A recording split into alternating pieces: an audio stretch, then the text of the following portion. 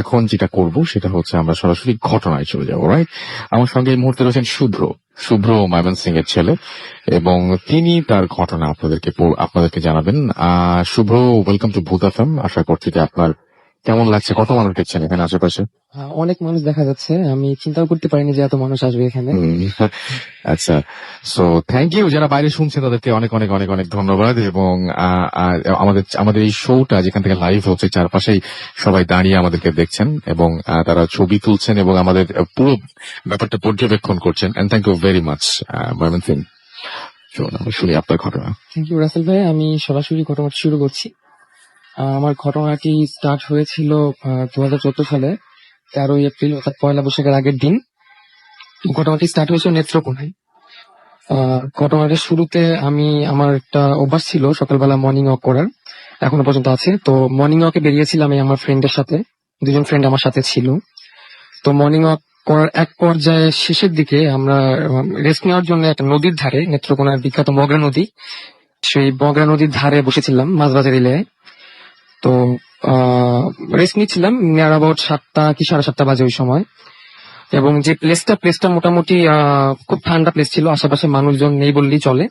তো আমরা রেস্ট নেওয়ার এক পর্যায়ে কিছুক্ষণ পরে, 10-15 মিনিট পরে, আমার কেন জানি মনে হচ্ছিল যে আমরা এখানে 3 জন ছাড়াও আশেপাশে হয়তোবা কেউ আছে।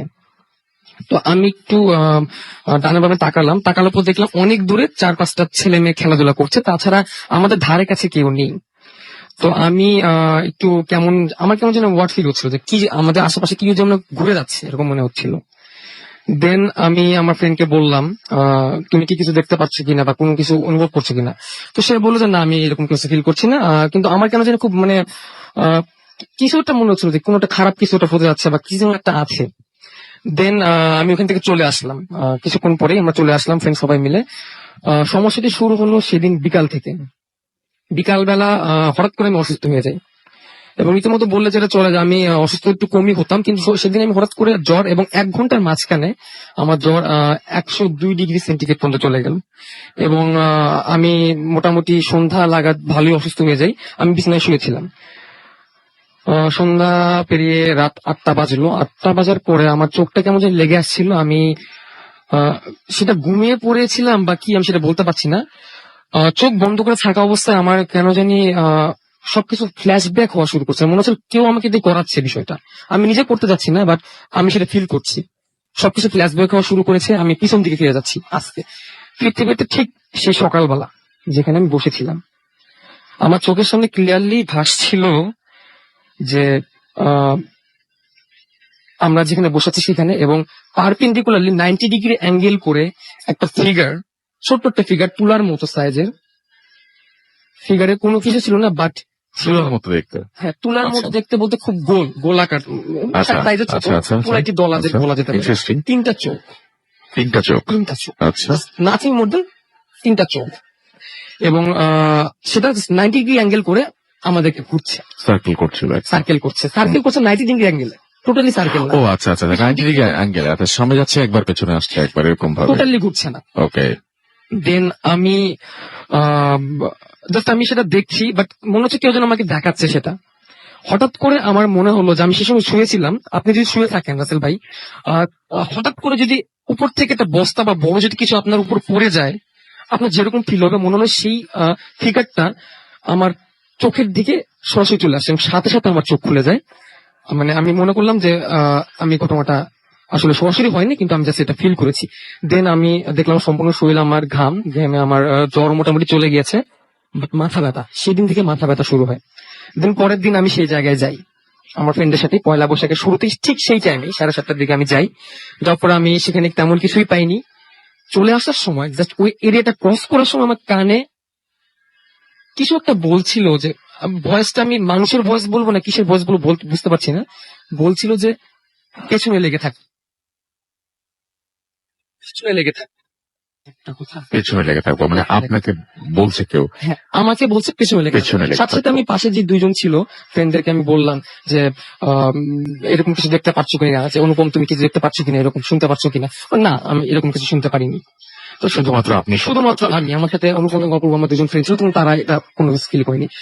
দেন আমি রাতের বেলা মাঝে মাঝে ফ্রেন্ড আমার সাথে থাকতে আসতো। দেন প্রবলেম যেটা শুরু হয়, একের পর এক আমার সাথে দুর্ঘটনা হওয়া শুরু করে, এবং একের পর এক, এবং 2015 সালে টোটালি আমার দুর্ঘটনার উপর দিয়ে যায়, এবং প্রত্যেকটা দুর্ঘটনার পরেই আমার কানে একটা আওয়াজ প্রায় বাজতো রাতের দিকে, যখন গভীর রাতে আমি ঘুম থেকে উঠে পড়তাম, যে পেছনে লেগে আছি, পেছনে লেগে থাক।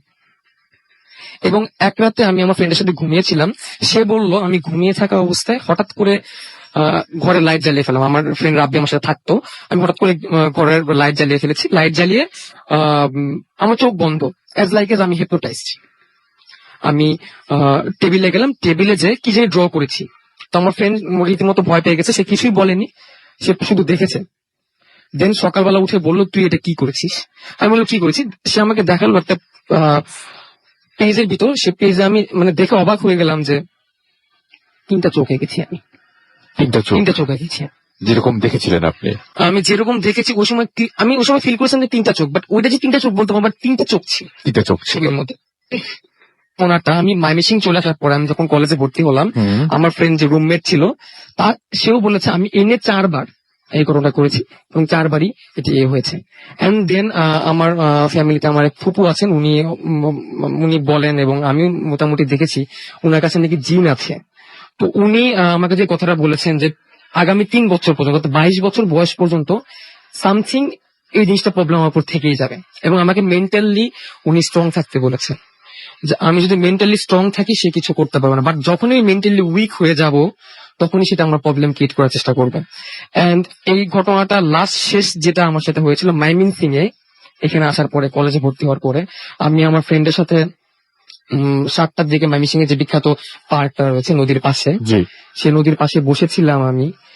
7টা কি 8টা বাজে, যে সিঁড়ির ধারে বসেছিলাম, হঠাৎ করে একটা লোক, আচ্ছা সিম্পলি নর্মাল জেন্টেলম্যান যেভাবে বলা যায় সেরকম একটা লোক এসে আমার দিকে, জাস্ট আমার দিকে এমন ভাবে বলেছে আমাকে চেনে।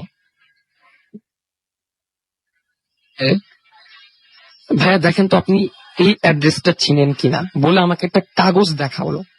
আচ্ছা আমি রীতিমতো অবাক হয়ে গেলাম, ওখানে কোনো অ্যাড্রেস ছিল না রাসেল ভাই। আচ্ছা আমার পাশে আমার একটা ফ্রেন্ড ছিল, সে জাস্ট ভাবছিল যে আমি হয়তো কোনো একটা অ্যাড্রেস বলছি, বাট ওইখানে ছিল 3টা চোখ আঁকানো। ও মানে যে চোখটা আপনি আঁকিয়েছিলেন 3টা চোখ আঁকানো ছিল। দেন আমি কি বলবো কিছু বুঝতে পারছি না, সে লোকটা কিছু না বলে আবার চলে গেল। দেন আমি বসে পড়লাম, আমি মানে কিছু বুঝতে পারছি না কি হলো এটা। আমি বসে পড়লাম, বসে পড়ার পরে আমার ফ্রেন্ড জিজ্ঞেস করলো কি হয়েছে। দেন আমি ফ্রেন্ডকে বললাম যে আমি যেই ছবিটা এঁকেছিলাম সেই ছবি বললাম। দেন এখনো পর্যন্ত মানে জাস্ট আমি এটাই অবাক হয়ে যাই, কোনো প্রবলেম হওয়ার পরে পিছনে লেগে থাকবো কথাটা আসে।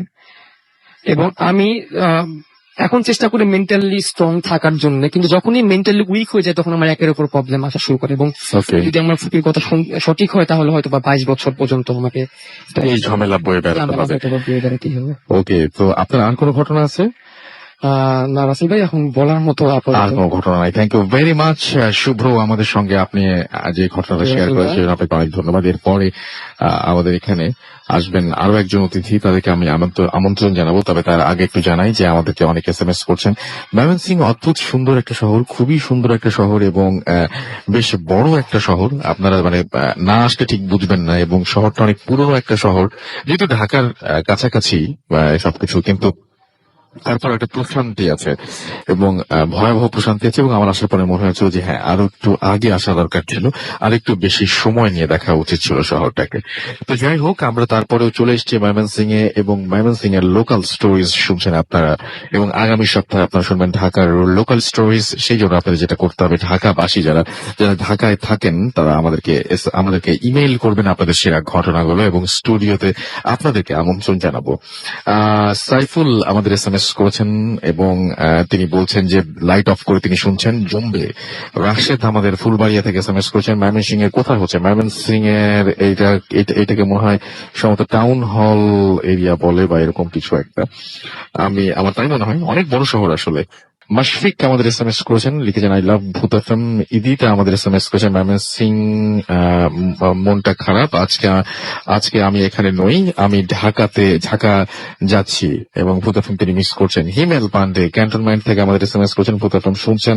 সঙ্গে তার রয়েছেন সমীরন, ইমন, নূর এবং রাসেল, যারা এতক্ষণ ধরে আমাদের সঙ্গে আছেন, এখানে যারা এই শীতের রাতে কষ্ট করে আমাদের এখানে উপস্থিত হয়েছেন এবং আমাদের এখানে দেখছেন ভূত এফএম এবং একসাথে শুনছেন, তাদেরকে বলবো যে আপনার কষ্ট না করে বাসায় চলে যেতে পারেন এখন যদি চান, এবং আমরা আশা করছি যে আপনাদেরকে বাকি সময়টা আনন্দ দিতে পারবো। এবং আমি দেখতে পাচ্ছি যে আমাদের এখানে কবির জিঞ্জিরা থেকে এস করছেন আমাদেরকে সিদ্দিক জুরাইন থেকে, এছাড়া আমাদের এস করেছেন জ্যোতি, এছাড়া আমাদের মুকিত এবং শিমু নেত্রকোনা থেকে এস করেছেন। এবং তিনি বলছেন যে আমি আর আমার ওয়াইফ একসাথে শুনছি। আমাদেরকে সাদিক এস করেছেন আমাদেরকে। আকরাম কুমিল্লা থেকে, এছাড়াও অর্শি ঢাকা থেকে এস করেছেন। নাইস স্টোরি লিখেছেন জ্যাকলিন নাটোর থেকে এস করেছেন আই লাভ ভূত এফএম, এবং আমাদেরকে তাই লিখেছেন তিনি। এছাড়াও আমাদেরকে দেখতে পাচ্ছি যে হন্টেড ভাইয়া নামটা, আচ্ছা আপনার নামটা লেখেননি। আরিফ আমাদের এস করেছেন, ফয়সাল আরিফ এবং Arif Mymensingh agricultural university college থেকে শুনছেন এবং খুব ভয় লাগছে। বেলায়েত আমাদের এস করেছেন আমাদেরকে বখতিয়ার শান সহ আরো অনেকে। যাই হোক, আমরা চলে যাব। আপনার নামটা প্লিজ একটু বলবেন। আমাদের দ্বিতীয় অতিথির কাছে আমরা যাচ্ছি, আপনার নামটা প্লিজ একটু বলবেন, তারপর আপনার ঘটনা আমরা শুনবো। ধন্যবাদ রাসেল ভাই। আমি আরিফিন, আমি ময়মনসিংহের পুলিশ লাইন থেকে আসছি। প্লিজ আমরা ঘটনায় যাই। Thank you very much. আপনি পুলিশ লাইন আমরা যেখানে আছি এখান থেকে কত দূর? 2 কিলোমিটার। 2 কিলোমিটার। ওকে, আমরা চলে যাই ঘটনায়। আমি এখন যে ঘটনা, আচ্ছা, আপনার সাথে তার আগে আমি একটু বলতে যে আপনি বলেছিলেন আপনি তো এখানকার স্থানীয়, হ্যাঁ এবং আপনি বলছেন যে আপনি ময়মনসিং এর স্থানীয় কিছু ঘটনা বলবেন, তাই তো? ময়মনসিংহ স্থানীয় কিছু ওকে, তো একেবারে ময়মনসিং এর স্থানীয় কিছু ঘটনা যারা ময়মনসিং এ আছেন তারা তো উপভোগ করবেনই, যারা ময়মনসিং এর বাইরে রয়েছেন তারাও উপভোগ করুন ময়মনসিং এর একেবারে খাঁটি একটু ভয়ঙ্কর ঘটনা। শুনে আসেন। আমি প্রথমত যে ঘটনাটি বলবো সেটা একটা আপনার অ্যাম্বুলেন্স কেন্দ্রিক। আমি যার ঘটনাটি বলবো তার সাথে কিছুক্ষণ আগে আমার ফোনে কথা হয়েছে। সে ঢাকা যাচ্ছে অলরেডি। তার পেশা হচ্ছে ড্রাইভার, সেজন চালক। আজ থেকে বেশ কিছু বছর আগের কথা, তখন উনি অ্যাম্বুলেন্স চালাতেন। ময়মনসিংহের যে কোনো একটি হসপিটালে কোনো এক শীতের দিন আপনার ময়মনসিংহ হসপিটাল থেকে জি, একজন রোগীটি হচ্ছে মেয়ে। অর্থাৎ ঘটনাটা যদি একদম শুরু থেকে বলি তাহলে বলতে হয় হসপিটাল থেকে তাদেরকে রিলিজ করে দিয়েছে। সন্ধ্যা হয়ে গেছে। জি। সেক্ষেত্রে তারা অনেক অ্যাম্বুলেন্স খোঁজাখুঁজি করছে, কোনো অ্যাম্বুলেন্স পাচ্ছে না। রিলিজ করে দিয়েছে মানে কি? এটা কি বেঁচে আছে না না, মারা গেছে। জি। মারা যাওয়ার পরে রিলিজ করে দিয়েছে। ওকে। রিলিজ করতে করতে সন্ধ্যা হয়ে গেছে, কিন্তু তারা কোনো অ্যাম্বুলেন্স খুঁজে পাচ্ছে না। অ্যাম্বুলেন্স যেতে ইচ্ছুক না। তারা যাবে আপনার পার্শ্ববর্তী জেলা শেরপুরে। তার মানে তারা এমন অ্যাম্বুলেন্স খুঁজছে যে অ্যাম্বুলেন্সটা লাশটাকে নিয়ে হ্যাঁ, শেরপুর জেলায় যাবে, একটা প্রত্যন্ত এলাকা, পাহাড়ি এলাকা। আচ্ছা। কোনো অ্যাম্বুলেন্স ড্রাইভার যেতে রাজি হচ্ছে না বা কোনো অ্যাম্বুলেন্স পাচ্ছে না। সেক্ষেত্রে আমি যার ঘটনাটা বলছি তার নাম হচ্ছে রনি। তার বাসা হচ্ছে ময়মনসিংহ শহরে নতুন বাজারে মোড়ের কাছেই। যাই হোক, সে যেতে রাজি হলো, কিন্তু এটার পরিবারের লোকজন অ্যাম্বুলেন্সের সাথে যাবে না। হ্যাঁ, পরিবারের লোকজন অ্যাম্বুলেন্সের সাথে যাবে না, শুধু লাশটাই যাবে। আচ্ছা। সেক্ষেত্রে ওই ড্রাইভার রনি, তার সন্দেহ তেমন একটা হলো না, হয়তো ভাবছে সবাই তো অ্যাম্বুলেন্সের সাথে যায় না, ভয় পেতে পারে। সেক্ষেত্রে সে রাজি হলো। আচ্ছা। তার শহর থেকে বের হতে হতে রাত 8টা বেজে গেল। সে ময়মনসিংহ শহর পার হয়ে যখন শেরপুর সীমানায় চলে গেল, তখন রাত প্রায় 2 ঘন্টা পরে। তখন রাস্তাঘাট খারাপ ছিল, এত ভালো ছিল না। আচ্ছা। তখন রাত 10টা কি 11টা, শীতের রাত, এটি অনেক রাত হয়ে যায়। তার গাড়িটা হঠাৎ থেমে গেল। হ্যাঁ, সে নেমে গিয়ে দেখলো তার চাকাটা নষ্ট হয়ে গেছে। তবে এখানে কথা হচ্ছে তার কোনো অ্যাসিস্ট্যান্ট ছিল না, তার কোনো হেল্পার ছিল না, সে একাই ছিল। আর অ্যাম্বুলেন্সে লাশ ছিল। তারপর সে একা হাতে গাড়ির চাকাটা যেভাবে ঠিক করে সেভাবে ঠিক করে সে আবার যাত্রা শুরু করলো। ঘন্টাখানিক পর চলন্ত একটা গাড়ি এটা হঠাৎ করে থেমে গেল। সে যখন গাড়ি থেকে নেমে তারপরে অনেক চেষ্টা করে দেখলো কোনো কিছু নষ্ট হয় নাই, তবু গাড়িটা থেমে গেছে। তেল আছে গাড়িতে, যান্ত্রিক ত্রুটি নেই। তারপরে আপনার আধা ঘন্টা 1 ঘন্টা পরে চেষ্টা করে এমনিতেই আবার চালু হলো। সে আবার চলতে শুরু করলো।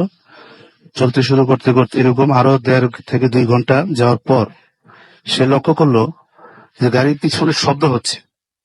শব্দটা অনেকটা এরকম যে 8-10 জন লোক যদি পিছন থেকে আপনার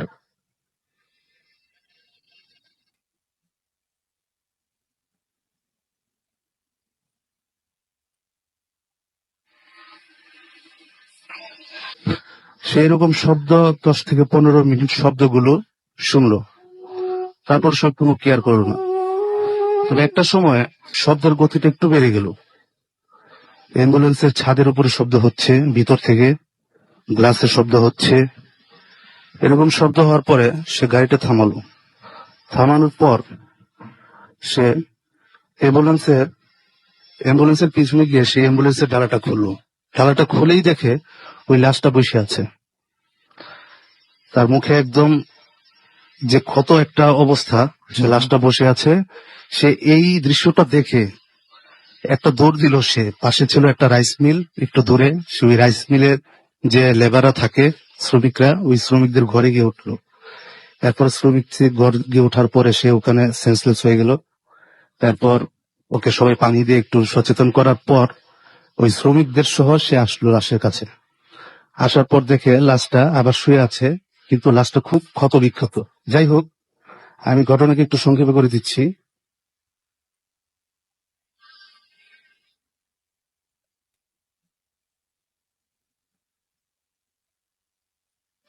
থাকার পর পরদিন শ্রমিকদের একজন তার সাথে দিয়ে মেয়েটার গ্রামের বাড়ি গেল দিনের বেলা।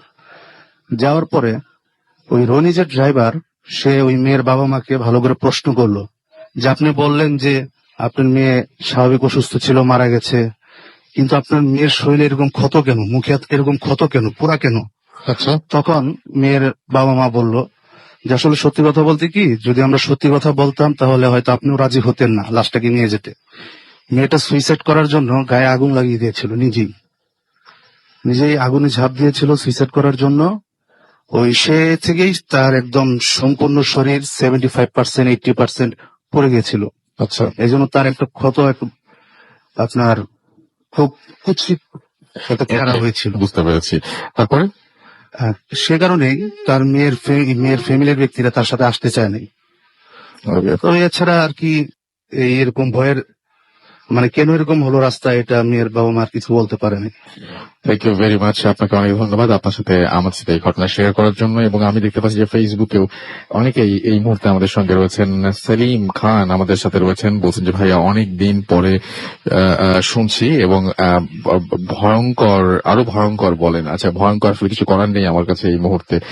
ময়মনসিং এ আমরা যে ঘটনাগুলো বলছি সেগুলো এখানকার ঘটনা, আমি এখানে বসে বসে ময়মনসিং নিয়ে কোনো ঘটনা বানাতে পারছি না। I am really sorry for that.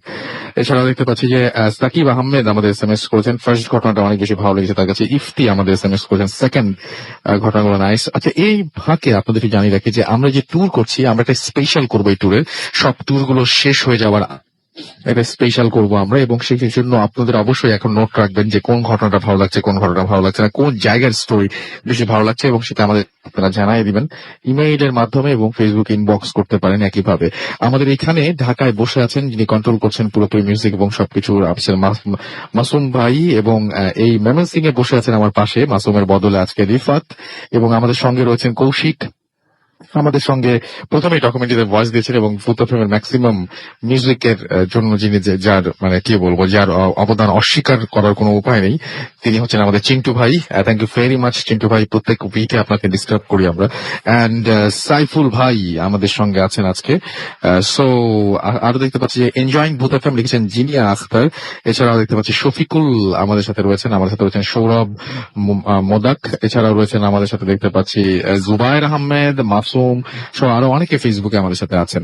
আমি দেখতে পাচ্ছি যে আমাদের সাথে এছাড়াও এই মুহূর্তে SMS এ আছেন এসকে পারভেজ নরসিংদী থেকে। মাইকেল সেকেন্ড স্টোরিটা তার কাছে ভালো লাগেনি। শুভ আমাদের সাথে রয়েছেন, দেখতে পাচ্ছি সীতা, এছাড়াও লিজা, ওয়েলকাম টু ম্যামেন সিং তারা বলেছেন। এছাড়া আমাদের সাথে রয়েছেন দেখতে পাচ্ছি আকাশ সহ আরো অনেকে। আমরা একটা ছোট্ট বিরতি যাবো, বিরতি পরে আবারও ফিরে আসবো। সেই পর্যন্ত আমাদের সঙ্গে থাকুন। স্টে টিউন টু রেডিও ফুর্তি এন্ড ডোন্ট স্টপ দ্য ফুর্তি।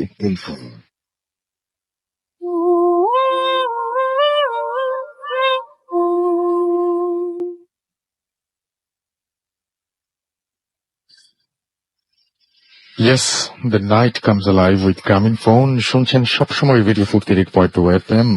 আমি রাস্তাল আছি সাথে, এবং আপনারা জানেন যে রেডিও ফুর্তি একটা স্টুডিও ময়মনসিং এ রয়েছে। এই ময়মনসিং নিয়ে যত কথা, এইখানে ময়মনসিং এ আমাদের একটা স্টুডিও রয়েছে, এবং আমরা সেই জন্য আজকে ময়মনসিং এ এবং ময়মনসিং বাসীর সাথে আমরা উদযাপন করছি আজকের ভূতাতমের ভয়ের মুহূর্তগুলো। এবং এই মুহূর্তে আমাদের সঙ্গে আরো একজন অতিথি যোগ দিয়েছেন। আপনার নামটা প্লিজ একটু বলবেন, তারপরে শুনি যে আপনি ময়মনসিং এর কোথায় থাকেন, তারপর আপনার ঘটনায় যাবো।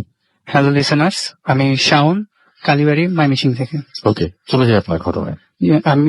আমি ঘটনাটা এখন শুরু করছি। ঘটনাটা হয়েছে 2005-এ একটা ময়মনসিং এর পরিচিত খুবই মানে জনবহুল এলাকার একটি প্রাইভেট ক্লিনিকে।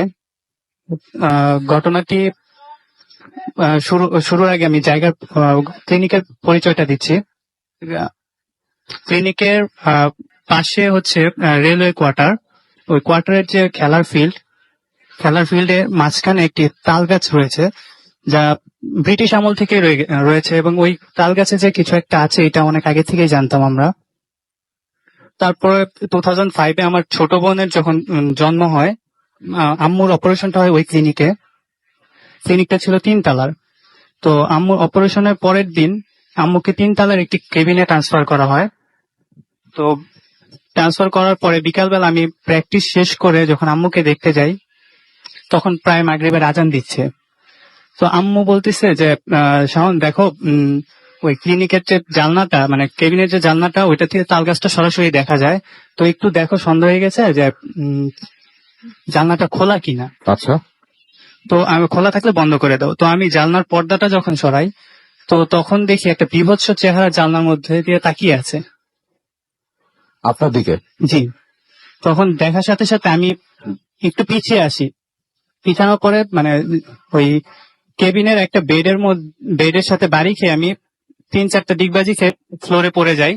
তখন আব্বু দৌড়ে এসে জিজ্ঞেস করে যে কি হয়েছে। তখন আমি বললাম যে একটি বিভৎস চেহারা আমার দিকে তাকিয়ে আছে, আমি দেখলাম জানলায়। তখন আব্বু যে যখন পর্দা সরায়, তখন শুধু তাল গাছটাই দেখা গেছে, আর কিচ্ছু না। আচ্ছা, ওই দিন রাত্রেবেলায় আমরা যখন চলে আসি, তো সবাই ভাবছে যে আমার হ্যালোসিনেশন হয়েছে, অনেক প্র্যাকটিস করার পরে আমি গিয়েছি এই কারণে। তো রাত্রেবেলায় যে ঘটনা হয়, আমার মেজো চাচি ছিল আম্মুর সাথে রাত্রে। তখন 1:30 কি 2টা বাজে। ওই মোমেন্টে যে ওই জানলার পাশে যে ওয়াশরুমটা ছিল, ওয়াশরুমের দরজাটা মানে নড়তে থাকে। আচ্ছা, বাইরে থেকে লাগানো ছিল, তারপর নড়তেছে।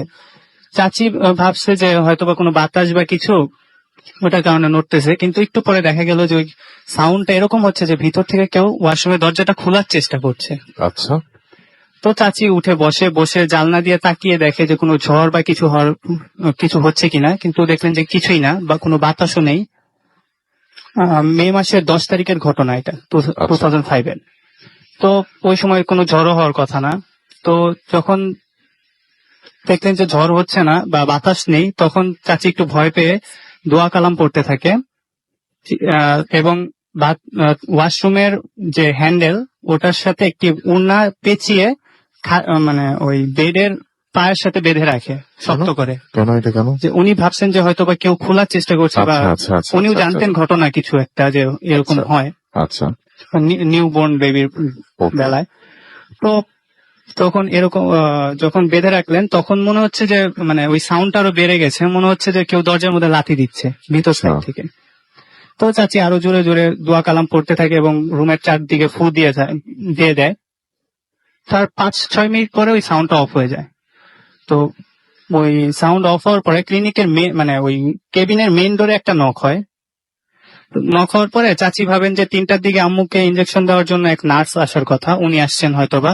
তিনি দৌড়ে যেয়ে দরজা খুলে দেন, কিন্তু দেখেন যে কেউ নেই। তখন চাচি আরো ভয় পেয়ে যায়। আচ্ছা ভয় পাওয়ার পরে দরজা লাগিয়ে দিয়ে আমার বোনকে তার কোলে নিয়ে দোয়া কালাম পড়তে থাকে। এক পর্যায়ে দেখা যায় যে সবকিছুই নর্মাল হয়ে আসছে।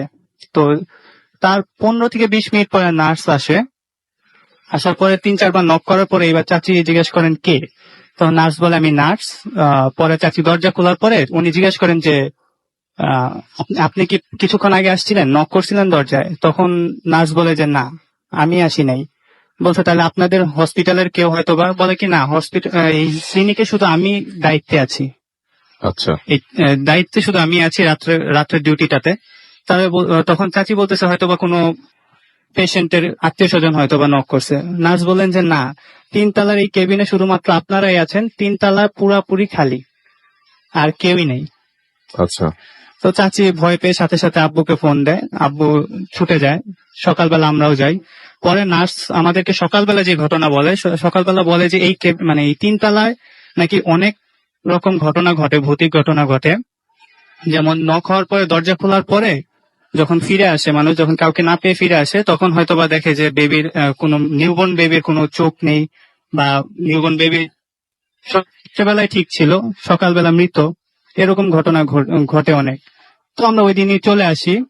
তার ঠিক 3 দিন পরে ওই ক্লিনিকেই 3 তলাতেই মানে রাত্রেবেলায় ডিউটি করার সময় ওই আপনার সিঁড়ি থেকে পড়ে যায় ওনার মৃত্যু ঘটে। আচ্ছা এই ছিল আমার ঘটনা। Okay, thank you very much. Arafat cantonment public school and college থেকে আমাদের সাথে রয়েছেন পিয়াস, আমাদের সাথে রয়েছেন অনামিকা ফরিদপুর থেকে। এছাড়াও আমাদেরকে লিখেছেন আজকে মিক্সড আমরা পাচ্ছি যে ঘটনা, কেউ বলছেন ভালো হচ্ছে, কেউ বলছেন খারাপ হচ্ছে, কারো ভালো লাগছে, কারো ভালো লাগছে না। যেমন মাইকেলের একদমই ভালো লাগছে না, আবার অনেকে আছেন তাদের আবার ভালো লাগছে। তো আমরা আমরা মিক্সড পাচ্ছি, এবং আশা করছি যে আপনারা যারা আমরা চেষ্টা করছি যে এখানকার যারা আছেন তারা আপনারা চেষ্টা করছেন তাদের জীবনের সেরা ঘটনাগুলো তুলে নিয়ে আসতে আপনাদের সামনে। সো আমার মনে হয় তাদেরকে উৎসাহিত করবেন প্লিজ, এইটুকু সহযোগিতা আপনাদের কাছে আমরা চাচ্ছি। আমাদেরকে প্রান্ত SMS করেছেন, প্রান্ত কর্মকার ভালুকা থেকে। তিনি অবশ্য লিখছেন যে দারুণ হচ্ছে। অনামিকা ফরিদপুর থেকে লিখছেন স্টোরি গুলো ভালো হচ্ছে। পিয়া আমাদের লিখেছেন যে বরিশালে কবে আসবেন? বরিশালে খুব সুন, ভেরি সুন আমরা আসবো, এবং আশা করছি যে আপনাদের সাথে দেখা হবে। হালিম আমাদের SMS করেছেন, এছাড়াও SMS করেছেন আমাদেরকে দেখতে পাচ্ছি ফয়সাল সিলেট থেকে। এছাড়াও আমাদেরকে আকাশ SMS করেছেন, নুসরাত ক্যান্টনমেন্ট থেকে SMS করেছেন, ক্যান্টনমেন্ট ময়মনসিং থেকে। এছাড়াও আমাদেরকে SMS করেছেন আদিপ, এছাড়াও আমাদেরকে কবির SMS করেছেন জিঞ্জিরা থেকে। সুমন আমাদেরকে SMS করেছেন আমাদেরকে রাজমণি ফুলবাড়িয়া থেকে। সৈকত আমাদের SMS করেছেন সাভার থেকে। আমরা চলে যাব আমাদের পরবর্তী অতিথির কাছে। আপনার নামটা প্লিজ একটু বলবেন, তারপর আপনার ঘটনায় যাব। হাই লিসেনার্স, আমি শুভ, নন্দীবাড়ি, ময়মনসিংহ। ওকে, চলে যাই ঘটনায়। আমি রাসেল ভাই যে ঘটনাটা বলবো এটা আজ থেকে প্রায় 25 বছর আগের ঘটনা। তো তখন ময়মনসিংহের অবস্থা আপনার এত ডেভেলপ ছিল না। আচ্ছা তো আমাদের শহরের মানে মেন কেন্দ্র থেকেই চলে গেছে একটা রেল লাইন। তো রেল লাইনের দিক থেকে হ্যাঁ। আপনার হয়ে আমাদের এলাকাটা, রেল লাইনের পাশে আমাদের এলাকাটা। তো আমার এক নানা ভাইয়ের ঘটনা, তিনি এই দুনিয়াতে এখন আর নেই। তো আমার নানা ভাই বাজার থেকে মাছ কিনে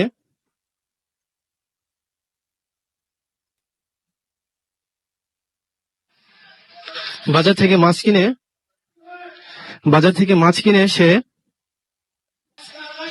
সরি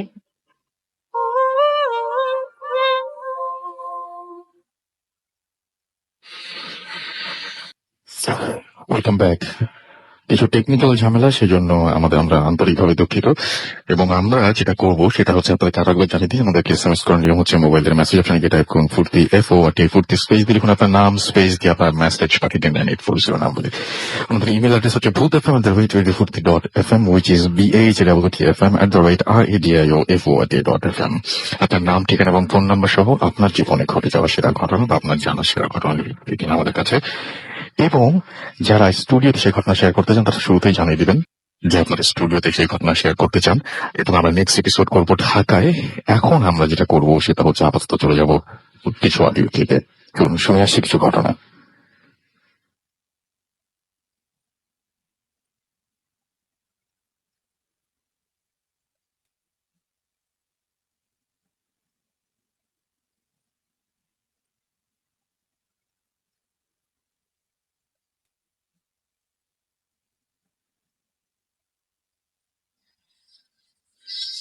আসসালামু আলাইকুম। রাসেল ভাই, আমি জানি আপনি অবশ্যই ভালো আছেন। আমি হাফেজ মাওলানা সাইদ মাহমুদ সিদ্দিকী ফ্রম সিলেট। আমি জানি আজ আপনাদের ভূত এফএম কক্সবাজার থেকে প্রচার হচ্ছে। আর আমার ঘটনাটা কক্সবাজারেরই কোন একটি হোটেলকে ঘিরে। ঘটনাটা 2012 এর দিকের। আমি তখন ঢাকায় চাকরি করি। তো আমার কলিগরা তিনজনে আমরা ডিসিশন নিলাম যে আমরা জানুয়ারির ফার্স্ট উইকের দিকে কক্সবাজার ট্যুর করব। তো যেভাবে সেই কাজ। এটা মেবি জানুয়ারির 8 তারিখ হবে বা 7 তারিখ। আমরা শ্যামলী পরিবহনে করে কক্সবাজার উদ্দেশ্যে রওনা হই, নাইট কোচে যাই। রাত্র 3টা কি 4টার দিকে আমাদের বাসটা নুরজাহান হোটেলে যাত্রা বিরতি দেয়। তো আমরা চা নাস্তা করে আবার পুনরায় বাসে উঠে পড়ি। একটা সময় চিটাগংয়ের সীতাকুণ্ডুর পূর্বে হঠাৎই আমাদের বাসটা মাঝ রাস্তায় থেমে যায়। তখন একটা হার্ট ব্রেকের মতো চলতেছে, হঠাৎ ব্রেক এরকম একটা। তো আমাদের সিটটা সামনের দিকে ছিল। আমি প্রথম বিতে ছিলাম, B2-তে, যার ফলে সামনের গ্লাস দিয়ে আমি রাস্তার মানে ড্রাইভারের মতো করে অধিকাংশ ভিউ আমার চোখে পড়তেছিল। তো দেখি একটা মোটামুটি মাঝ বই ছিল, 45-50 এরকম বসে একটা লোক, শীতে সাদা একটা চাদর মুড়ি দিয়ে উনি ডান হাত দিয়ে বাসটার দিকে ইশারা করে রাস্তাটা পার হচ্ছেন, অর্থাৎ মানে বাসটাকে থামতে বলতো, উনি রাস্তা ক্রস করবেন, এরকম একটা ব্যাপার। তো একটু অবাক হই। আমার মনে আছে যে লোকটার ফেসটাও আমি দেখে ফেলি, এবং আমার এটা মনে হচ্ছিল যেন লোকটা আমাকেই দেখতেছে, মানে বাইরে থেকে সে রাস্তা পার হচ্ছে, সে আমার দিকে তাকিয়ে আছে। জিনিসটা এমন মনে হচ্ছিল আমার, জাস্ট আমি ইগনোর করি, যেটা হতেই পারে সে আমাকে হয়তো দেখতেছে বাইরে থেকে। কিন্তু বলে রাখি, বাসের ভিতরটা বেশ অন্ধকার ছিল। যাই হোক, তো আমরা পরদিন সকাল 10টা নাগাদ আমরা কক্সবাজারে পৌঁছাই। তো আপনারা জানেন, জানুয়ারি বা ডিসেম্বর এই সময়টা সি বিচ এরিয়াতে পর্যটকদের প্রচুর পরিমাণে ভিড় থাকে, যার ফলে হোটেল মানে মিলানো খুবই কষ্টকর। তো আমরা অনেক খোঁজাখুঁজির পর এয়ারপোর্ট রোডের কোনো একটি হোটেল পাই। হোটেলটা মোটামুটি মানে একটু নির্জন এরিয়া বলা যেতে পারে। ওই সাইডটা লোকজন চলাচল একটু কম এমন মনে হচ্ছিল। যে অন্য এরিয়া গুলোতে যেমন জাম প্যাকড ছিল মানুষজনের, খুব জনসমাগম ছিল, ওই সাইডটা কেমন যেন একটু শুনশান মনে হচ্ছিল আমার কাছে। আর হোটেলটাও কেমন যেন একটু পুরনো, 4তলা একটি ভবন, এবং বাইরে থেকে দেখতে একটু গা সঞ্চয় ভাব।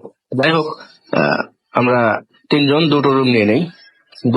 এক রুমে আমার 2 বন্ধু শিফট হয়, আর এক রুমে আমি একা শিফট হই। তো টায়ার্ড ছিলাম। সকালে আমরা গোসল সেরে নাস্তা করে ঘুম দেই। আমাদের ঘুম ভাঙে আসরের আজানে, দেন নামাজ পড়ে সি বিচের দিকে হাঁটতে বেরোই। হাঁটছি, আমরা কিছু দূর এগোতেই ঝাউবন এরিয়াটা পড়ে, মানে ঝাউ গাছগুলা, যারা কক্সবাজারে গেছেন তারা অনেকেই জানবেন যে এয়ারপোর্ট থেকে সামনে ঝাউ গাছগুলার এরিয়া, এবং ওটা ক্রস করেই দেন সি বিচ। তো ঝাউবনটা যখন পার হই, তখন দেখি একটু দূরে একটা ঝাউ গাছের নিচে একটা লোক দাঁড়ানো। জাস্ট শুধু একটু দেখলাম, আমি আসলে ওইভাবে খেয়াল করিনি। দেন আমি সি বিচে যাই। ওখানে যাওয়ার পর আমরা বাদাম খাই, রেস্ট করি, গল্প করি। কেন জানি কি জানি ভেবে আমি পেছন ফিরে তাকাই, দেখি যে সেই লোকটা যেটা একটু আগে দেখলাম সে স্টিল দাঁড়িয়ে আছে, এবং তাকে আমি স্পষ্ট দেখতে পাচ্ছিলাম না, কিন্তু আমার কেন জানি মনে হচ্ছিল সে আমাদেরকেই দেখছে, মানে আমাদেরকে লক্ষ্য করছে, এবং স্পেশালি মনে হচ্ছে আমাকেই দেখছে।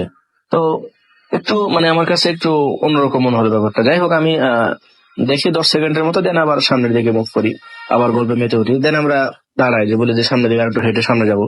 হেঁটে যাচ্ছি, আবার কেন জানি মনে হচ্ছে একটু তাকাই, দেখি না সে স্টিল সে ওখানে দাঁড়িয়ে আছে এবং আমাদের দেখছে, বাট অস্পষ্ট, মানে তাকে ক্লিয়ার দেখতে পাচ্ছিলাম না, কিন্তু মনে হচ্ছিল সে আমাদেরকে ফলো করছে বা দেখছে, এরকম একটা কিছু। তো যাই হোক, আমরা এটা ঘুরে অন্য দিক দিয়ে আমরা আমাদের হোটেলে ফিরে আসি।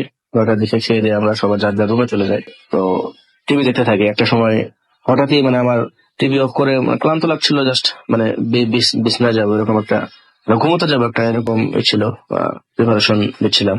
তো লাইট অফ করে কম্বলটা নিয়ে শুয়ে পড়ি। তো হঠাৎই একটা আওয়াজ, আমার ঘুম ভেঙে যায়।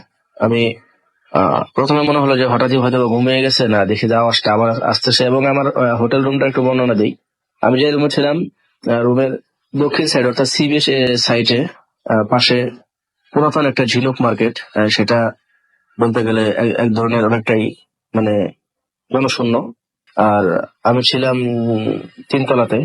ওই দিকটা একটা বারান্দা আছে, সেখানে দুটো চেয়ার রাখা, ছোট ব্যালকনি, এবং ব্যালকনির সাথে আমার রুমের সাথে ব্যালকনিটা, জাস্ট একটা জানালা আছে থাই গ্লাস দেওয়া, ওটা খুললে ব্যালকনির পর ওই মার্কেটটা টিন শেড, অর্থাৎ আমার 3 তলা থেকে মার্কেটের ভেতরটা পুরোটাই দেখা যায় এরকম।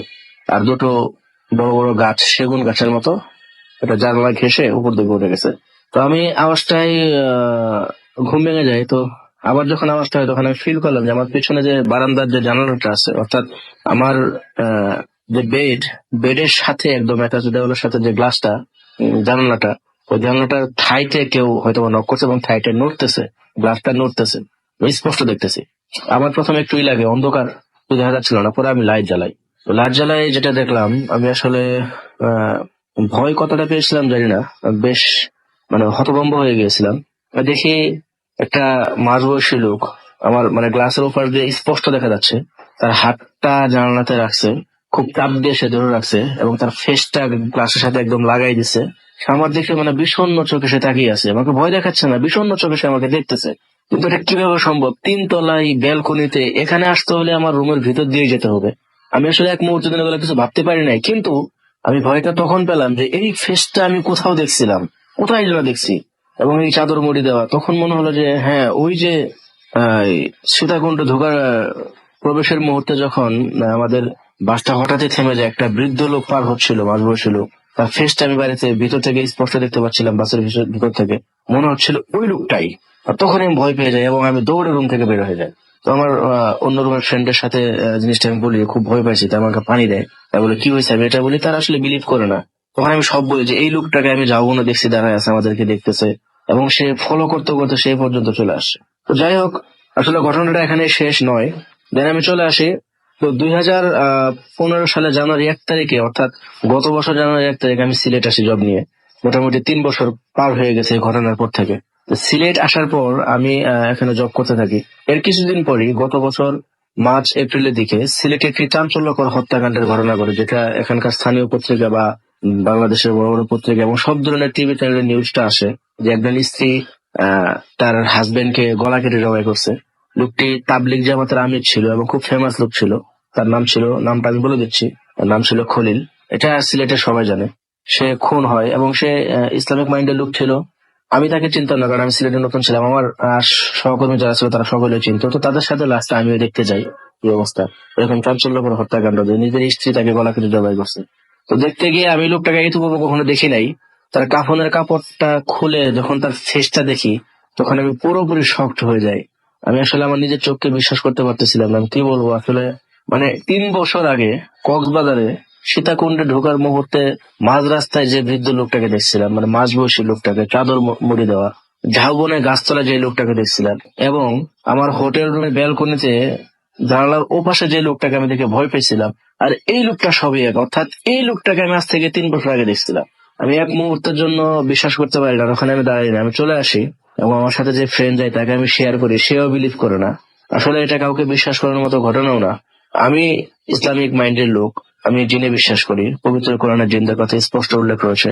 আমাদের নবী করিম সাল্লাল্লাহু আলাইহি ওয়াসাল্লাম জিনদের সাথে মিট করছেন, সেটাও আমি হাদিসে পড়েছি। কিন্তু এটা কি জিন ছিল না কি ছিল? আমরা জানি যে মানুষ মারা গেলে তার আত্মা অনেকে দেখা দেয়, কিন্তু সে মরে নাই। এই পূর্বে এই লোকটাকে আমি অনেকদিন ছিলাম, অথচ এই লোকের সাথে অনেকদিন দেখা হয়েছে, অথচ এই লোকের সাথে আমার কোনো পরিচয় ছিল না, তাকে আমি চিনতাম না, জানতাম না। আমি তো তখন সেটা জিনই ভেবে নিয়েছিলাম। কিন্তু এখন যখন আমি তাকে এরকম মৃত অবস্থায় দেখলাম, খুন হইলো, মার্ডার হইলো সে, আমি এটা আসলে এখনো এটার কোনো ব্যাখ্যা আমি এখনো খুঁজে পাই নাই। এটা কি ছিল? আমি অনেককেই এটা শেয়ার করছি, তারা কেউ এটা সঠিক ব্যাখ্যা দিতে পারে নাই, আমিও পারি নাই। এই ছিল আমার ঘটনা। ধন্যবাদ সবাইকে, ভালো থাকবেন। আসসালামু আলাইকুম।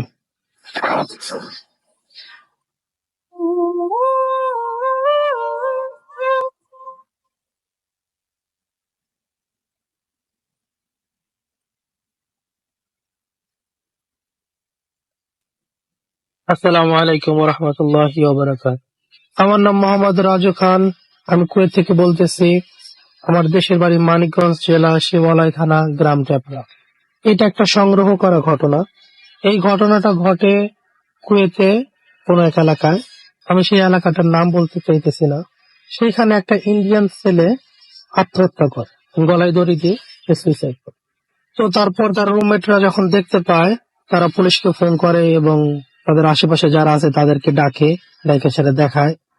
তারপর পুলিশ আসে, আসার পর যে নিয়ম কানুন আছে সেই অনুযায়ী সেই লাশটাকে নামায় এবং নামায় সেটা পোস্টমর্টমের জন্য নিকটবর্তী সরকারি হাসপাতালে পাঠানো হয়। আর তারপর সেই পোস্টমর্টম করার জন্য যে দুজন মানুষের উপরে দায়িত্ব দেয় তারাও আজনবী ছিলেন, আর তাদের সাথে এই ঘটনাটা ঘটে। তো যখন পুলিশের কাছ থেকে হাসপাতালে দেওয়া হয় লাশটাকে পোস্টমর্টমের জন্য, তো যেই দুইটা ছেলের উপরে দায়িত্বটা পড়ছে তাদের একজনের নাম ওসমান আর একজনের নাম জাফর, আর এটা তাদের ছদ্মনাম।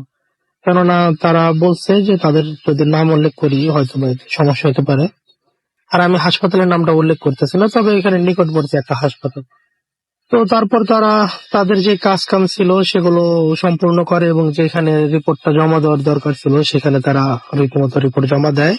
তো তারা এর ভিতরে একটা ভুল করে, যেটা যে লাশটা আসে সেই ছেলেটা কোনো ফ্যামিলির চাপে পড়ে সেরা কুয়েতে কাজ কাম করতো, ফ্যামিলির চাপে পড়া এখানে টেনশনে পড়ে সে আত্মহত্যা করে। তো তারা এটা নিয়ে অনেকটা একটু কটূক্তি করে যে মানুষ এরকম ভুল করে কিসের জন্য, এটা করা ঠিক না, এটা মানুষ বোঝে না, বিদেশ থাকে এত বছর যাবত তারপরও মানুষ এতটা অবুঝ হয় কিভাবে, কিছু একটু অবহেলা টাইপের কথাবার্তা বলে। তো ওসমান আর জাফর তাদের কাজ শেষ করে তারা রিপোর্ট জমা দিয়ে বাসায় চলে যায়। তো ওদিন রাত্রে যে ঘটনাটা ঘটে সেই ঘটনাটা ঘটে ওসমানের সাথে। তো তারা রীতিমতো তাদের কাজ কাম শেষ করে খাওয়া দাওয়া করে রাতের ঘুমায়। ঘুমানোর পরে ওসমান গভীর রাত্রে স্বপ্নে দেখে যে যে ছেলেটার পোস্টমর্টম করছে, যে ছেলেটা আত্মহত্যা করছে, ঠিক ওসমান ওই ছেলের মতো দাঁড়ায়া, ওই টেবিলের উপরে দাঁড়ায়া ওইভাবে গলায় দড়ি দিয়ে সে নিজে নিজে আত্মহত্যা করছে। অথচ ওসমান বুঝতেও পারতেছে যে জিনিসটা আসলে ঠিক না বা আমি কেন এই কাজটা করছি। তো যাই হোক, তারপর এক পর্যায়ে সে যখন দড়িতে ঝুলে পড়ে আর টোলটা পায়ের নিচ থেকে সরায় ফেলায়, তো তারপর সে অনেক ছটফট করতে থাকে ওই দড়ির ভিতরে। আর এক পর্যায়ে দেখা যায় যে এই ছটফটের অবস্থাতে তার ঘুমটা ভেঙে যায়। সে তাড়াতাড়ি ঘুমে থেকে উঠা, যখন জাগনা হয়ে যায় তখন উঠে সেরা লাইট জ্বালায়া সে জাফরকে ডাক দেয় এবং পানি খায়। তারপর তার খুব অস্থির অবস্থা থাকে এবং তার সারা শরীর ঘামে ভেজা থাকে। জাফর তাকে জিজ্ঞেস করে কি হয়েছে, এমন করতেছে কিসের জন্য। তো সে জাফরকে বিস্তারিত বলে। তারপর জাফর তাকে বোঝায় যে দেখো, যে কাজ করে আসছি আজকে আমরা, তো তাতে স্বাভাবিক হইতেই পারে, এটা এমন কিছু না। তারপর ওসমান ওয়াশরুমে যায়, ফ্রেশ ট্রেশ হয়ে আবার এসে রীতিমতো ঘুমায়। কিন্তু ঘুমাইতে পারে না, অনেকটা লেট হয়ে যায়। তারপরে সে ঘুমায়। তারপর দিন সকালে আবার দুজনে মিলে ডিউটিতে যায়। তো তারা ডিউটি করতেছে, ওসমানের মনটা একটু মরা, তবে জাফর অতটা গুরুত্ব দিতেছে না, যে এটা স্বাভাবিক হইতেই পারে, রাত্রে খারাপ স্বপ্ন দেখছে, ভয়টা পাইছে। তো তারা রীতিমতো তাদের কাজ কাম শেষ করে, ডিউটি শেষ করে আবার রাত্রে বাসায় আসে। আসার পরে তারা তাদের রান্না বান্না শেষ করে খাওয়া দাওয়া করে তারা ঘুমায়। ঘুমানোর এক পর্যায়ে গভীর রাত্রে ঠিক ওসমান ওই একই রকম স্বপ্ন আজকেও দেখে, বরঞ্চ গতকালকের রাতের স্বপ্নের চাইতে আজকের স্বপ্নটা আরো বেশি ভয়ঙ্কর। তো ওসমান দেখতেছে যে সে একটা টেবিলের উপরে দাঁড়ানো, আর তার সামনে একটা ফাঁসির দড়ির মতো বান্দা ঝুলতেছে, আর সে নিজের অজান্তেই সে দড়িটা গলায় দিতেছে এবং সে টেবিল থেকে নিচে ঝুলে পড়লো। তো ঝুলে পড়ার পর সে ওরকমই ছটফট করতেছে, দম বের হইতেছে, ছটফট করতেছে। তো এক পর্যায়ে দেখা যায় যে ছটফট করতে করতে তার শরীরটা ঠান্ডা হয়ে যায়, যেমন মানুষের দমটা বের হয়ে গেলে যে ঠান্ডা হয়ে যায়, ঠিক ওরকম ঠান্ডা হয়। এর ভিতরে এদিকে আবার ওসমান যে বিছনার ভিতরে ছটফট করতেছিল ওইটা আবার জাফর মানে বুঝতে পারে, আজকে একটু বেশি মানে ছটফট করতে থাকে। তো জাফর এটা বুঝতে পারে, ও জাগনা হয়ে যায়, ওইটা সেরা লাইট জ্বালায় দেখে যে ওসমানের অবস্থা খুব খারাপ। তো জাফর এদিকে ওসমানটা ডাকতেছে, ওসমানটা ধাক্কাইতেছে, ডাকতেছে, কিন্তু ওসমান হুশে আসতেছে না, ওসমান জাগনা হইতেছে। তো এক পর্যায়ে যখন ওসমান ওই গলায় দড়ি দিয়ে সে যখন ঝুলন্ত অবস্থায় কিছুক্ষণ থাকার পর শান্ত হয়ে যায়, তখন তার দম টম বন্ধ হয়ে সে একাই হঠাৎ করে বিছানার উপরে জাগনা হয়ে যায় এবং লাফ দিয়ে ওঠে। ওঠার পর সে তো কান্নাকাটি শুরু করে দেয়, চিল্লাচিল্লি শুরু করে দেয়, সে পাগলের মতো অবস্থা, রুমের এদিক থেকে ওদিক যাইতেছে, ওদিক থেকে ওদিক যাইতেছে। এর ভিতরে জাফর তারে শান্ত করার চেষ্টা করে এবং তার পানি টানি খাওয়ায় একটু শান্ত করে। শান্ত করার পর ওসমানকে বোঝায়, বলে দেখো এটা একটা দুঃস্বপ্ন ছিল, তুমি এটা নিয়ে বেশি ভয় পাও না, তুমি আমার কাছে বলো কি করেছে। রীতিমতো ওসমান জাফরের কাছে সবকিছু বল, কিন্তু তারপরে ওসমান অনেকক্ষণ বোঝায়, দুজনে বসে কথাবার্তা বলে, ইজি হয়, ঠিক আছে। তারপরে ওসমান ওয়াশরুমে যায়, সে ফ্রেশ হওয়ার পর হাত মুখ একটু পানি টানি দিয়া যখন ও মুখটা মুছতে যায় তখন দেখে যে তার গলার ভিতরে একটা লাল দাগ হয়ে রয়েছে। তো গলার ভিতরে একটা লাল দাগ হয়ে রয়েছে, যেমন দড়ি বাঁধা কেউ তাকে টানছে বা ঝুলেছিল, সেই দাগটা এখনো তার গলার ভিতরে রয়ে গেছে। তো তার গলার যেই দাগটা ছিল এবং দাগের পাশাপাশি সে ব্যথা অনুভব করতে থাকে। তারপর সে দৌড়ায় বাইরে এসে সেটা জাফরকে ডাকে সেটা বলে, দেখো জাফর, এই যে আমার গলার ভিতরে লাল দাগ হয়ে গেছে, তুমি যে বললা এটা পুরাটাই স্বপ্ন ছিল, দুঃস্বপ্ন ছিল, কিন্তু এই দাগ আসলো বই কি। এখন জাফর আর কোনো কিছু বলতে পারে না। তারপরে জাফর অনেক কিছু সান্ত্বনা দেয়, কিন্তু তারপর ওসমান আর সারা রাত ঘুমাইতে পারে না। আর জাফর আর ওসমান দুজনে শোয়া থাকে, কিন্তু তারা আর এই ব্যাপারে কোনো কথাও বলে না, দুজনে একটু ভয় পায়। তারপরে যায় সে, তার পরদিন সকালে যখন তারা আবার ডিউটিতে যায়, ওই হাসপাতালের ভিতরেই বড় একটা মসজিদ আছে। তো ওই মসজিদে যায় তারা ইমাম সাহেবের সাথে কথা বলে। তো ওসমান ফার্স্ট লাস্ট তার পুরো ঘটনাটা বলার পর ইমাম সাহেব হুজুর বলে যে আসলে তোমরা যেই ওই লাশটা সম্বন্ধে কিছু কটূক্তি করছো বা অবহেলাবাচক কথাবার্তা বলছো, এটা তোমাদের ঠিক হয় নাই। আর যেহেতু জীবিত মানুষকে সম্মান করো, তাহলে অবশ্যই তোমাদের লাশকে সম্মান করা উচিত। আর সবসময় তোমাদের কাজ এই লাশ টাশ নিয়ে, তো এটা তোমরা একদম ভুল করছো। তারপরে এরকম ওসমানকে কিছু আমল দেয়। তো আমলের কথা বলে যে তুমি এগুলি করো, আর আমি একটু পানি পরে দিতেছি, এটা তুমি খায় ফেলো। তারপর ওসমান রীতিমতো ওই পানি পরা খায়, আর ওই যে আমলগুলো ইমাম সাহেব হুজুর দেয়, ওই আমলগুলো সে ঠিক মতো পালন করতে থাকে। আর তারপর আস্তে আস্তে তারা আবার সবকিছু ভুলে যায় আর নর্মাল লাইফে ফিরে আসে। তো পরবর্তীতে ওসমানের সাথে আর এরকম কোনো সমস্যা নাই। তবে একটা জিনিস ভালো হয়েছে যে ওসমান আর জাফর তারপর থেকে কোনো লাশের সম্বন্ধে কোনো কটূক্তি করে না। যাই হোক, আপনারা সবাই সাবধানে থাকবেন, আল্লাহ আপনাদেরকে ভালো রাখুক, ভালো থাকবেন, আমাদের জন্য দোয়া করবেন। ধন্যবাদ। আসসালামু আলাইকুম রহমতুল্লাহি ওয়া বারাকাতুহু। শুনছেন রেডিও 40, দেশের সর্ববৃহৎ radio network 88.0 FM. Bhoot FM, the night that's alive with Ramin Fawn.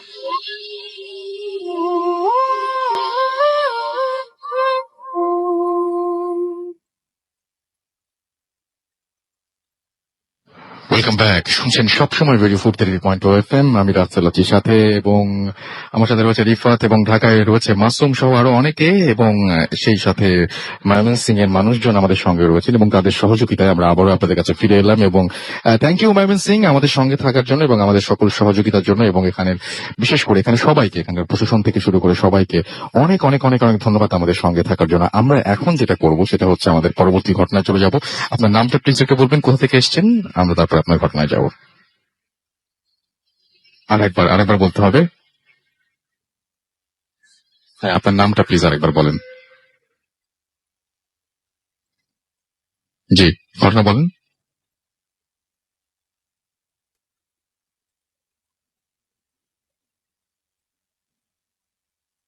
Deer all, hi, I am Shubho Nandibari from Mymensingh. তো রাসেল ভাই, আমি যে ঘটনাটা বলতে চাচ্ছিলাম, এটা আজ থেকে প্রায় 25 বছর আগে ঘটা। তো ঘটনাটা আমার নানা ভাইয়ের সাথে ঘটা। আমাদের শহরের মধ্য দিক দিয়ে একটা রেল লাইন চলে গেছে, এটা হয়তো জানেন। তো রেল লাইনের পাশে আমার এলাকা। তো আমার নানা ভাই একদিন বাজার থেকে মাছ কিনে, রাত্রে প্রায় 10টার পরে মাছ কিনে বাড়িতে ফিরছে। ফেরার পথে সে মানে ঠাউর করতে বললো যে তার পিছনে কে আসছে যেন। তো সেটা তো চিন্তা ভাবনা না করে, সাহসী মানুষ ছিল, সে বাসায় চলে আসে। আসার পরে ঘরে মাছ রাখার পরে সে টয়লেটের দিকে যায়। টয়লেটের দিকে যাওয়ার পরে সে দেখে এখানে কেউ দাঁড়িয়ে আছে। তো সে তার ছেলে মনে করার পরে সে অনেক বকাঝকা করে, যে পরে সে এক সময় বুঝতে পারে যে এটা তার ছেলে না, অন্য কিছু।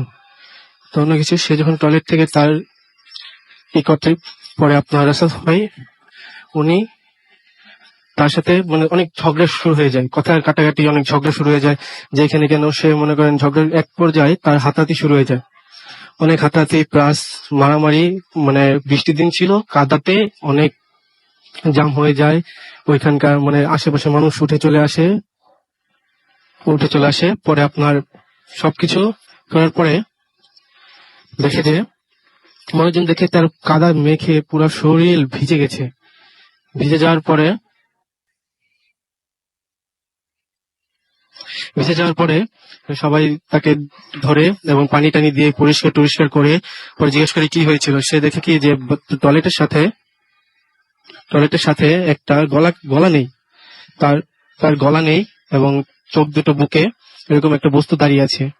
ওকে, থ্যাংক ইউ ভেরি মাচ। আমাদের কিছু কারণে আমাদের আজকে এই এপিসোডটি এই মুহূর্তে এখানে ক্লোজ করতে হচ্ছে, সুতরাং আমরা আবারও আপনার সাথে কথা হবে আগামীতে যখন ঢাকায় আমরা এপিসোডটা করবো, নেক্সট এপিসোড। সেই পর্যন্ত সবাই আশা করছি ভালো থাকবেন, সুস্থ থাকবেন, শুনতে থাকবেন, মোস্ট ইম্পর্টেন্টলি ফুর্তি থাকবেন এবং অবশ্যই ভূত এফএমের নেক্সট এপিসোড মিস করবেন না। এবং আমি যাওয়ার আগে জানিয়ে দিচ্ছি আমাদের যে অ্যাড্রেসটা রয়েছে, আমাদের যে জিমেল, আমাদের যে ভূত এফএমের যে অ্যাড্রেসটা রয়েছে সেই অ্যাড্রেসটা একবার জানিয়ে দিচ্ছি, যেখানে আপনারা ইমেল করতে পারেন।